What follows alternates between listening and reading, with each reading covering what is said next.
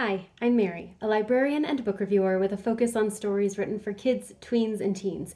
Today, I get to share with you this book called Daisy and the Missing Mona Lisa, part of the Daisy Tannenbaum Misadventure series written by J.T. Allen. This is the story of a 12-year-old girl named Daisy, who lives in Paris. Now, she's not always lived in Paris. She's there because she made a bad choice at school for the right reasons, but her parents sent her to Paris to live with her Aunt Mill for a while. So while she's there, a friend of hers comes from the US and she's practicing to be a model. So she's going to all these modeling calls and Daisy's going along with her. But before long, Daisy gets wrapped into a family affair that has to do with one of the three sisters, which is a copy of the Mona Lisa that was made during World War II to try and keep Hitler away from the real one. So after a while, Daisy's got more on her plate than just the math problems that her Aunt Mill sets her and learning French and trying to figure out what she's doing in this new city. She's got some bad folks after her, and she's got some friends who are becoming stronger and more helpful than they have ever been before. This is, I would say, a mature, cozy mystery for middle grade readers. So it's definitely along the lines of the Da Vinci Code in a lot of ways. Il y a beaucoup de mots en français. There are a lot of French words in here. Most of them are translated or at least explained by the rest of the text, but not everything.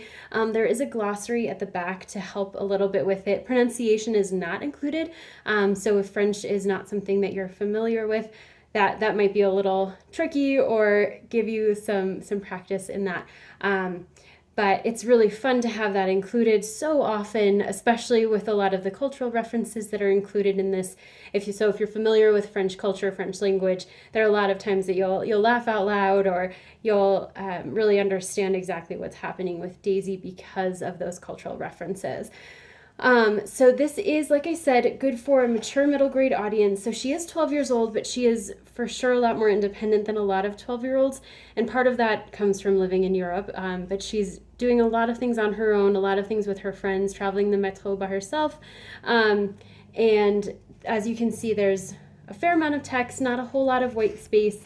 And because of the way that the text is presented, there's a lot of detail in here that is better for readers who are really confident and into the kinds of stories that will really absorb them.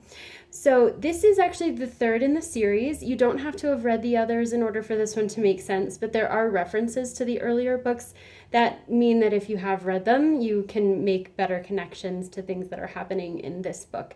But like I said, it does stand on its own. And at the end, it's open to another book in this series as well. So if this sounds like a great fit for you, I hope you look for it at your favorite bookstore.